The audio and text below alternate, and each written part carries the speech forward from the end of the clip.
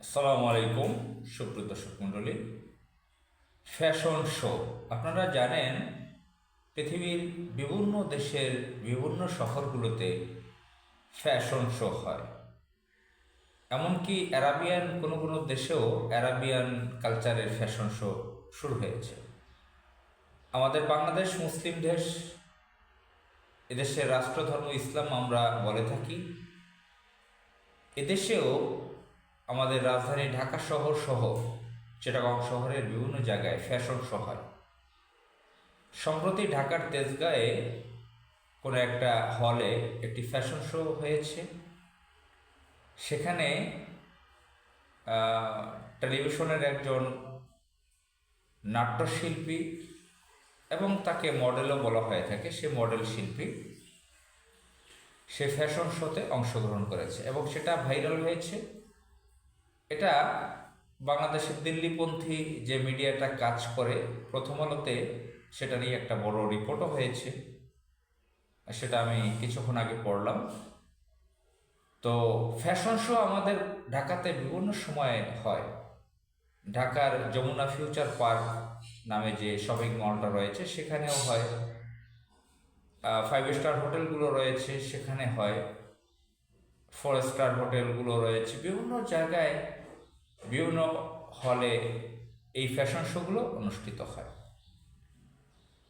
তো শুনতে ভালো শোনালো যে ফ্যাশন শো, কিন্তু এটা সম্পূর্ণ অশ্লীল একটি কর্ম, অশ্লীল একটি নোংরা একটি কর্ম। এটা একটা ব্যভিচারের পার্ট। এটা আমাদের এই মুসলিম দেশে হচ্ছে। সাংবিধানিকভাবে আমাদের বাংলাদেশ, এদেশের রাষ্ট্রধর্ম ইসলাম, সর্বোচ্চ সংখ্যক মুসলমান, জনসংখ্যার নাগরিকদের অধিকাংশ হচ্ছে মুসলিম পরিচয়ের। তো এদেশের এই আমাদের রাজধানী ঢাকা শহরকে বলা হয় মসজিদের শহর, অথচ ফ্যাশন শো এর নামে এখানে অশ্লীলতা প্রকাশ্য ঘটতেছে এবং রাষ্ট্রীয় আয়োজনে এটা রাষ্ট্র প্রমোট করতেছে। এটা যদি আপনি বিশ্লেষণে যান, ব্যাখ্যায় যান, দেখে নেবেন কিভাবে রাষ্ট্র এটাকে প্রমোট করে, কিভাবে অর্গানাইজ করে, তাদেরকে হেল্প করে, সহযোগিতা করে। এখানে বিভিন্ন বেসরকারি কোম্পানি যাদেরকে সরকার সরাসরি সহযোগিতা করে, ব্যাংক লুটপাট করে ব্যবসা করতে দেয়, তারাও এগুলো আয়োজন করে। তো এটা বেশিরভাগই দেখা যায় নারীরা ফ্যাশন শো করে, ফ্যাশন শোতে অংশগ্রহণ করে। তারা একটা লম্বা জায়গায় হাঁটতে থাকে বিশেষ একটা মোশন নিয়ে, হাজার হাজার দর্শক তারা টিকিট কেটে ঢুকে তারা তাদেরকে দেখে। তো এই নারীরা তারা ফিজিক্যাল এক্সারসাইজ করে, ডায়েট কন্ট্রোল করে, তাদের বডিটা স্লিম রাখে। বেশিরভাগই লম্বা সাইজের মেয়েদেরকে আনা হয় এবং এরা অর্ধ উলঙ্গ পোশাক পরে। এটা অর্ধ উলঙ্গ বলা চলে না, একদম উলঙ্গ বলা চলে। আমি এটাকে সম্পূর্ণ উলঙ্গ বলতে পারি। অর্ধ উলঙ্গ শব্দটা যেখানে ব্যবহার হয় সেটা এখানে ব্যবহার হয় না।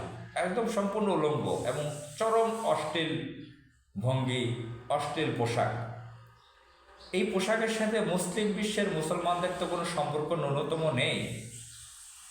আমরা যদি আমাদের বাংলাদেশের কালচার দেখি, বাংলাদেশের মানুষের কখনো এই পোশাক থাকে না। ওয়েস্টার্নে যারা খ্রিস্টান ইহুদি রয়েছে, তাদেরও তাদের রিলিজিয়নে, তাদের অতীতের যে তাদের যে লোকজন আছে তাদের ধর্মের, তাদেরও এই পোশাক না। তারাও এটা তাদের বিকৃতি ঘটিয়েছে পোশাক। ওয়েস্টার্নদের এই বিকৃত করা পোশাক, নষ্ট পোশাক এবং ইন্ডিয়ান মুশরিকদের নষ্ট কালচারের পোশাক, এগুলোকে কপি করে ডুপ্লিকেট করে এরা পড়তেছে। অনেক নারীরা অনেক সুন্দর সুন্দর অ্যারাবিক নাম, তাদের বাপ দাদারা নামাজ পড়ে বা কেউ হজ করেছে, তার বাপ দাদারা নামাজ হয়তো পড়েছে, তাদের মায়েরা নামাজ পড়েছে, কিন্তু এই ধরনের পরিবারের অনেক নারী সন্তানরা এই তথাকথিত ফ্যাশন শোগুলোতে অংশগ্রহণ করে। আমার কাছে মনে হচ্ছে এগুলোর পেছনে ইসলাম বিরোধী শক্তি কাজ করতেছে। আন্তর্জাতিকভাবে যারা ইসলামের বিপক্ষে অবস্থানে আছে, ইসলামের বিরুদ্ধ মিশন নিয়ে যারা কাজ করে, এটার সঙ্গে তারা যুক্ত আছে। আমরা এই যে তেজগাঁয়ে যে ফ্যাশন শোটা হলো, এখানে সম্প্রতি এই নারী বাংলাদেশে বেশ ভাইরাল হয়েছে, পরিচিত হয়েছে বিভিন্ন অশ্লীল কর্মে। কিছুদিন আগে আগে দেখা গেছে কোনো একটা অনুষ্ঠানে কোনো একজন পরিচিত পুরুষ লোকের সাথে দেখা হয়েছে, তার সাথে কোলাকুলি করেছে, কোলাকুলি করে আম, আহ, সেই পুরুষ লোকটা তাকে আলগে ফেলেছে কোলে তুলে, এবং সে একটা নোংরা পোশাক পরা ছিল সেই নারী। তখন তার বয়স 40-এর উপরে, তার ছেলে মেয়ে আছে, বড় মেয়ে হয়তো কলেজে পড়ে বা ইউনিভার্সিটিতে পড়ে, কিন্তু সে খুব স্লিম হয়ে অল্প বয়সী সেজেছে। এবং সে কোলাকুলির দৃশ্য ভাইরাল হয়েছে যে একজন পুরুষ, সে নাকি পরিচালক নাটকের বা সিনেমার, তার সাথে কয়েক বছর পর দেখা হয়েছে, তাকে কোলাকুলি করেছে, এবং কোলাকুলির এক পর্যায়ে তারা একে অপরকে, এটাকে তারা ইংরেজিতে হাগ বলে, তারা কিস করেছে একে অপরকে, আবার তাকে সে কোলে তুলে নিয়েছে। তো এবং খুবই নোংরা দৃশ্য, নোংরা পোশাক পরা ছিল, তার উলঙ্গ পোশাক পরা ছিল সেই সময়। এই অল্পদিন পরে এই তেজগাঁয়ের ফ্যাশন শোতে সে ছোট নোংরা পোশাক পরেছে। তো এটা আমাদের আমাদের বাংলাদেশের যে বর্তমান সরকার আছে, এরা ডক্টর রেজা কিবরিয়ার সাথে আমার গত পরশুদিন দেখা হলো, তিনি যেটা বলেছেন যে অত্যন্ত নিম্নমানের সরকার উপদেষ্টা, আহ, অত্যন্ত নিম্নমানের উপদেষ্টা দিয়ে এই সরকার গঠিত হয়েছে। এই অত্যন্ত নিম্নমানের উপদেষ্টা সরকার এগুলো দমন করতে পারবে না।